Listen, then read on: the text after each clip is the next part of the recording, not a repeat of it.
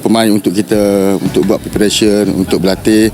Dan malam ni saya rasa bersyukur sebab pemain bermain tidak mengalami kecederaan. Untuk menghadapi perjalanan masih panjang, macam mana nak menghadapi perjalanan yang up and down. So dalam sukan ni pun ada menerapkan pengalaman, disiplin. Sepak bola Asia Tenggara auto gempar dan kaget hasil pertandingan SEA Games 2025 tadi malam. Di luar dugaan, Malaysia U22 dikalahkan Laos U22 dengan skor 2-0 lewat gol Bounpechan Bouncong pada menit ke-56 dan Pettedavan Somsanit menit ke-79. Safi Salih dan pelatih Malaysia U22 Naufuzi Zain mendadak langsung buat pernyataan sangat mengejutkan dan mengenaskan. Begini yang bikin fans timnas Indonesia ketawa terbahak-bahak. Benarkah? Yes, alhamdulillah, kabar gembira. Joey Pelupesi dikabarkan akan gabung klub top level Asia. Apakah digaji dengan bayaran 50 miliar per bulan dan jadi pemain termahal Indonesia sepanjang sejarah? Simak ulasannya di sini. Nah, ini baru super top Marco Top. Ini jadwal Marcelino, Ivar Jenner, dan Mauro Zylstra ke Thailand. Apakah langsung bikin Thailand, Vietnam, Malaysia menangis kejangkah? Yuk simak video ini sampai selesai ya guys. Sebelum dimulai pembahasan, mohon bantuannya untuk subscribe channel ini agar tidak ketinggalan info Timnas Indonesia. Dikutip langsung dari situs web Fiksi Garuda tepat hari ini, kemarin malam, Malaysia U22 di luar dugaan harus menelan kekalahan pada laga perdana mereka di SEA Games 2025 setelah kalah 2-0 dari Laos U22 dalam pertandingan yang berlangsung sengit pada malam tadi. 2 gol yang tercipta dari Laos dipersembahkan oleh Bounpechan Bouncong pada menit ke-56 dan Pettedavan Somsanit dengan sundulan pada menit ke-79. Kekalahan ini menjadi pukulan berat bagi timnas muda Malaysia yang berharap untuk memulai perjalanan mereka dengan hasil positif. Bagi para pemain, terutama Seve Salih, mantan striker andalan timnas Malaysia yang kini menjabat sebagai pundit sepak bola, serta pelatih Malaysia U22, Naufuzi Zain, kekalahan ini sangat mengecewakan dan meninggalkan kesan mendalam yang tak akan mudah untuk dilupakan. Dalam pertandingan yang digelar di Stadion Raja Manggala, Bangkok, yang terkenal dengan atmosfernya yang penuh semangat, Malaysia tampaknya telah mempersiapkan diri dengan baik. Namun, meski penguasaan bola berada di pihak Malaysia, permainan Laos yang mengandalkan serangan balik cepat terbukti menjadi momok yang sulit dihentikan. Seve Salih, mantan striker timnas Malaysia yang menjadi legenda di kalangan pecinta sepak bola tanah air, tidak bisa menahan kekecewaannya setelah pertandingan berakhir. Pria yang kini beralih ke dunia analisis sepak bola itu menyampaikan pandangannya dengan jujur dan penuh penyesalan. Ini adalah hasil yang sangat mengecewakan. Kami datang ke sini dengan harapan besar dan kami tahu tim ini memiliki potensi. Namun, kami gagal untuk memanfaatkan peluang-peluang yang ada. Pertandingan malam ini mengingatkan saya pada beberapa laga yang pernah kami alami di masa lalu, di mana kita menguasai permainan tetapi tidak bisa mengkonversinya menjadi gol, ungkap Seve Salih dalam wawancara setelah pertandingan. Mantan penyerang yang pernah bermain di Liga Indonesia ini melanjutkan dengan penuh penyesalan. Bukan hanya tentang gol yang gagal tercipta, tetapi juga tentang mentalitas. Ketika menghadapi Laos seperti Laos, kita tidak bisa hanya mengandalkan penguasaan bola. Mereka sangat pintar dalam membaca permainan dan memanfaatkan celah yang ada. Terkadang, itu bukan hanya soal teknik, tetapi lebih tentang kesiapan mental. Dan hari ini, kami kehilangan itu. Tidak ada yang lebih pedih bagi seorang mantan pemain timnas selain melihat kegagalan tim yang pernah dia bela. Seve mengungkapkan bahwa ia sangat merasakan betapa besar tekanan yang dihadapi oleh para pemain muda Malaysia. Sebagai seorang pemain, saya tahu bagaimana rasanya berada dalam posisi ini. Tekanan yang ada sangat besar, terlebih lagi dengan harapan yang diberikan oleh fans dan masyarakat Malaysia. Tapi pada akhirnya, sepak bola adalah hasil. Kita tidak bisa terus berbicara tentang peluang jika tidak ada gol yang tercipta. Kekalahan ini memberikan pelajaran penting untuk tim. Namun, di balik kekecewaan mendalam, Seve juga memberikan semangat kepada tim. Saya tetap yakin dengan potensi anak-anak muda ini. Kekalahan ini bisa menjadi cambuk untuk mereka agar lebih fokus dan tidak mudah menyerah. Saya berharap mereka bisa bangkit dari hasil buruk ini. Sementara itu, di sisi lain, pelatih timnas Malaysia U22, Nafuzi Zain, juga tidak bisa menyembunyikan rasa kecewanya. Ia mengungkapkan bahwa kekalahan ini adalah hal yang sulit diterima, terutama karena mereka sudah berusaha keras untuk mengatasi Laos.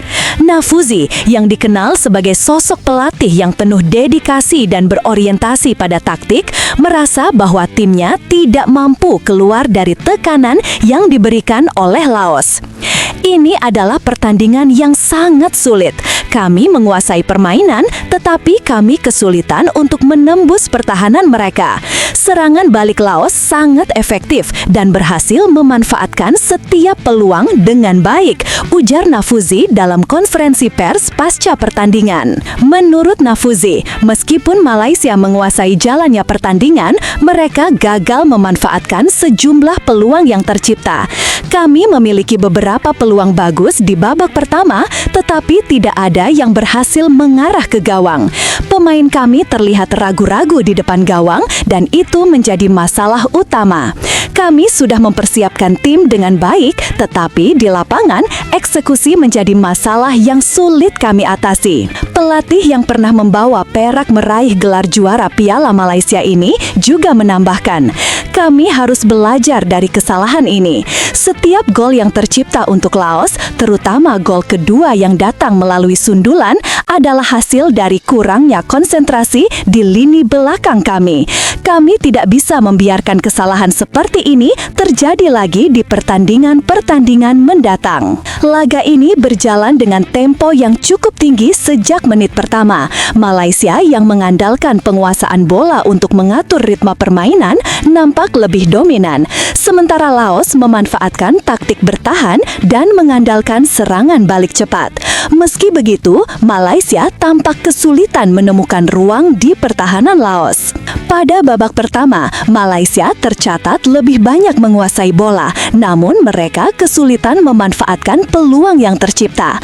Serangan-serangan yang dibangun seringkali terhambat oleh lini pertahanan Laos yang terorganisir dengan baik. Sementara itu, Laos dengan cerdik menunggu dan melancarkan serangan balik yang tajam setiap kali mendapatkan peluang. Keberhasilan Laos di babak kedua dimulai dengan gol pertama pada menit ke-56. Bun Pacan Bunkong, gelandang serang yang menjadi pusat permainan Laos, berhasil mencetak gol setelah menerima umpan terobosan yang akurat. Bunkong dengan tenang menyelesaikan peluang tersebut dan membawa Laos unggul 1-0.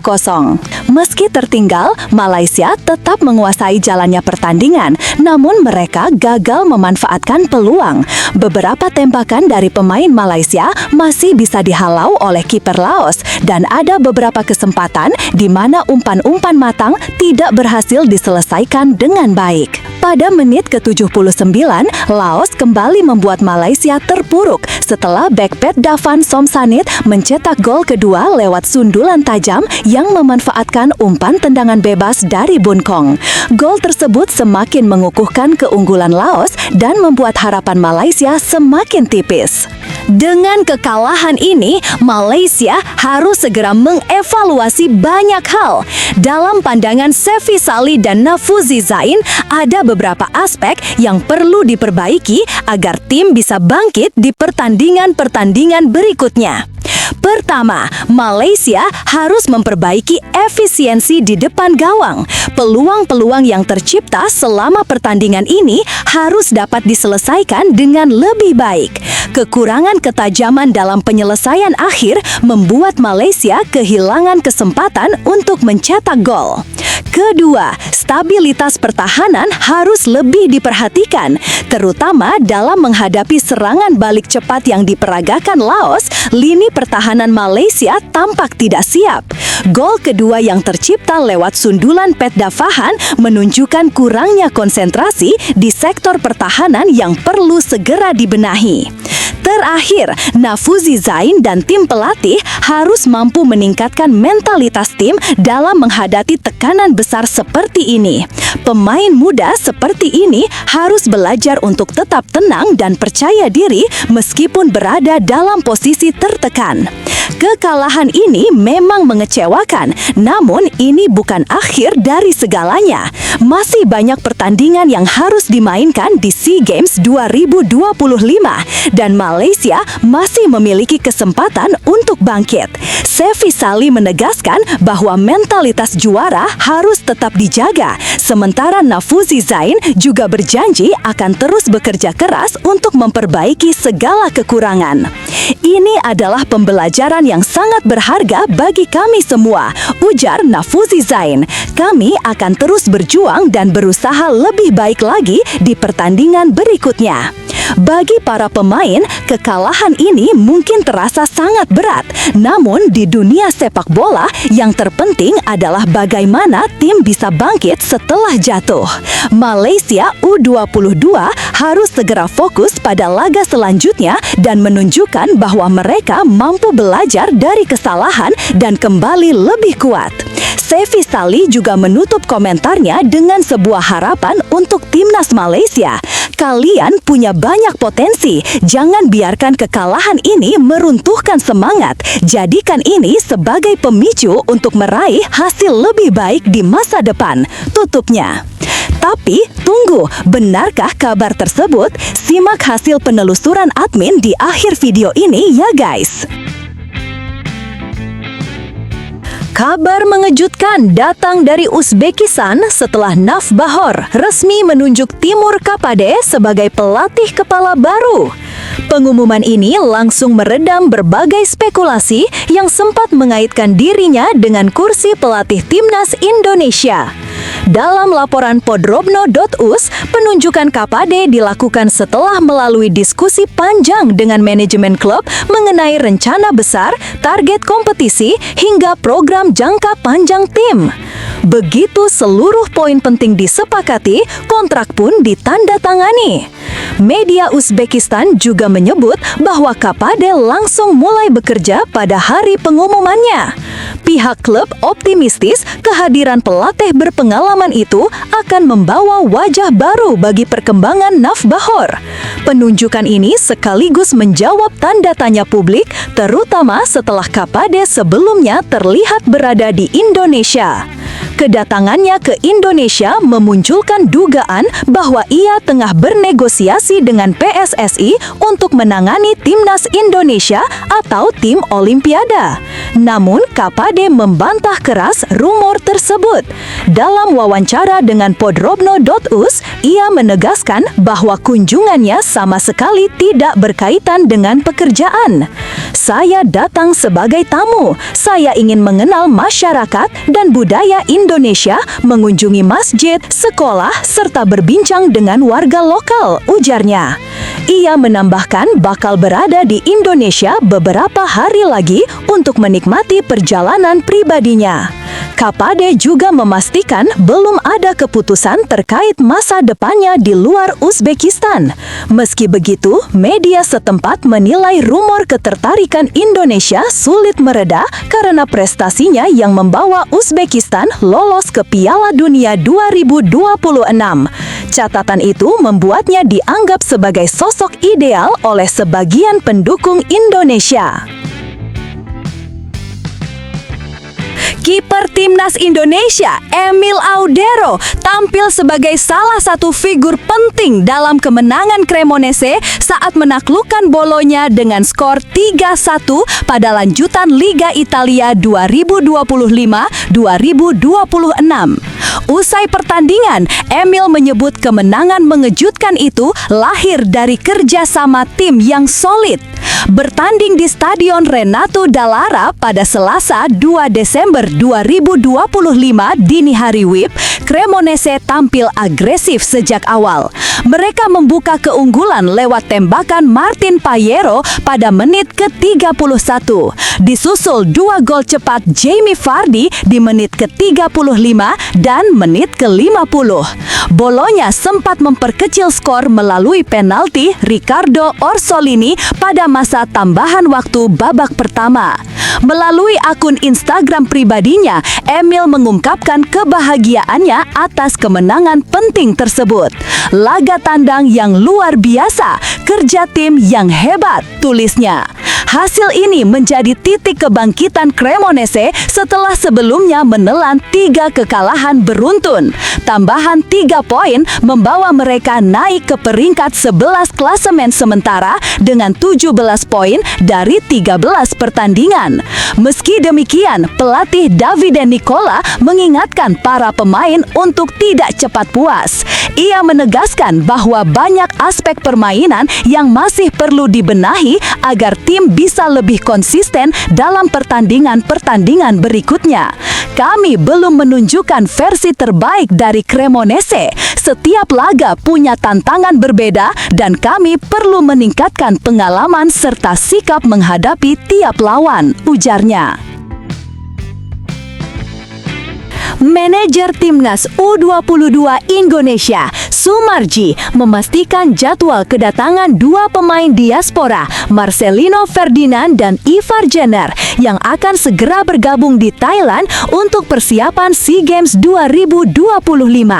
Sementara itu, Dion Marks dan Mauro Zylstra sudah tiba lebih dulu dan mulai berlatih bersama tim. Saat ini, skuad Garuda Muda tengah menjalani pemusatan latihan lanjutan di Chiang Mai. Menurut Sumarji, 2 pemain diaspora asal Belanda, Zylstra, FC Volendam, dan Marks, TOP Os, telah merapat pada Selasa 2/12/2025. Marks bahkan membagikan momen kebersamaannya dengan tim melalui Instagram Story. 2 pemain lain, Marcelino dan Ivar, belum bisa datang lebih cepat karena masih bersama klub masing-masing. Marcelino di AS Trencin, Slovakia, dan Ivar di FC Utrecht, Belanda. Namun, setelah komunikasi intens dengan klub, keduanya dipastikan tiba pada Rabu 3/12/2025. Pemain yang belum datang tinggal Ivar dan Lino. Insya Allah mereka tiba besok pagi. Mauro dan Dion sudah bergabung hari ini, ujar Sumarji. Dengan begitu, skuad Timnas U22 Indonesia akan lengkap pada Rabu malam dan siap menjalani laga perdana grup C kontra Filipina di Stadion 700,000 Anniversary Chiang Mai pada 8 Desember 2025. Setelah itu, Garuda Muda menghadapi Myanmar pada 12 Desember 2025. Hanya juara grup yang berhak melaju ke semifinal. Sumarji optimistis dengan kekuatan tim yang segera komplet. Besok sore, semua pemain sudah lengkap, baik yang abroad maupun lokal. Kami siap menghadapi laga pertama, tegasnya. Rumor soal calon pelatih baru Timnas Indonesia kini mulai mengerucut. Meski Ketua Umum PSSI Erick Thohir sebelumnya menyebut ada 5 kandidat yang sedang didekati, ia belum bersedia mengungkap nama-namanya. Namun, belakangan beredar 5 sosok yang disebut masuk radar. Timur Kapades, Jesus Casas, Heimir Hallgrimsson, Giovanni van Bronckhorst, dan John Hurtman. Untuk mematangkan proses seleksi, PSSI mengirim utusan ke Eropa guna mewawancara beberapa kandidat. Delegasi itu terdiri dari Direktur Teknik PSSI Alexander Zwiers, 2 anggota Exco Endri Erawan dan Muhammad, serta satu perwakilan lain yang tidak disebutkan identitasnya. Untuk media Inggris Sky Sports memberitakan bahwa PSSI telah bertemu langsung dengan Van Bronckhorst dan Hartman selama di Eropa. Sementara itu, 3 kandidat lainnya mulai tersisih dari bursa. Kapades baru saja dikontrak Naf Bahor. Kabar soal Jesus Casas meredup dan Hallgrimsson masih terikat tugas bersama timnas Irlandia. Situasi ini memunculkan asumsi bahwa 2 nama yang akan dibahas dalam rapat Exco PSSI kemungkinan besar adalah Van Bronckhorst dan Hartman. Meski begitu, belum ada pernyataan resmi dari federasi. Ketua BTN PSSI Sumarji memastikan bahwa rapat Exco hanya akan membahas 2 kandidat utama berdasarkan hasil wawancara utusan PSSI di Eropa. Kami akan pilih 2 pelatih terlebih dulu untuk dibahas lebih detail. Tunggu saja, karena kami ingin yang terbaik, ujarnya. Menjelang Piala Dunia 2026, 3 pemain timnas Indonesia, termasuk Joe Pelupesi, tengah berada dalam situasi genting terkait masa depan klub mereka. Gagalnya Indonesia lolos ke putaran final Piala Dunia membuat fokus publik kini bergeser pada nasib para pemain abroad yang kontraknya segera berakhir. Setidaknya ada 3 nama yang berpotensi meninggalkan klub masing-masing karena durasi kontrak mereka habis bersamaan dengan mendekatnya pesta sepak bola dunia tersebut. Jika tidak segera mendapatkan kepastian, mereka bisa berstatus free agent pada Juni 2026. Ivar Jenner, gelandang muda ini tampil cukup reguler bersama Jong FC Utrecht di kasta kedua Liga Belanda. Dari 13 pertandingan musim ini, ia mencetak 1 gol dan menunjukkan perkembangan positif. Namun kontraknya bakal habis pada 30 Juni 2026 dan sejauh ini belum ada kabar perpanjangan. Joey Pelupesi, pemain berpengalaman ini masih menjadi andalan di Lommel SK, klub yang berkompetisi di Divisi 2 Liga Belgia. Ia sudah tampil dalam 13 laga dan mencetak 2 gol musim ini. Sama seperti Ivar, kontraknya juga akan habis pada 30 Juni 2026, memunculkan spekulasi soal masa depannya. Bahkan muncul rumor bahwa Joey berpotensi kembali ke Indonesia dan merapat ke Persib Bandung pada musim depan. Shane Patinama, bek kiri ofensif ini memperkuat Buriram United di Thailand. Meski tampil apik dengan 9 penampilan dan 3 assist, langkahnya beberapa kali terhambat cedera. Kontraknya juga mendekati akhir, membuat posisinya belum aman. Ketiga pemain ini kini berada di masa krusial. Tanpa kontrak baru, mereka berpotensi mengawali 2026 dengan ketidakpastian sekaligus peluang untuk membuka lembaran baru dalam karir mereka. Setelah ditelusuri oleh admin, berita pertama tadi hanya karangan ya guys. Tujuannya untuk edukasi penonton karena mulai marak berita karangan yang menyebar di YouTube. Penulis juga sudah memperingatkan agar hati-hati sebelum menyebarkan video ke teman dan sanak famili.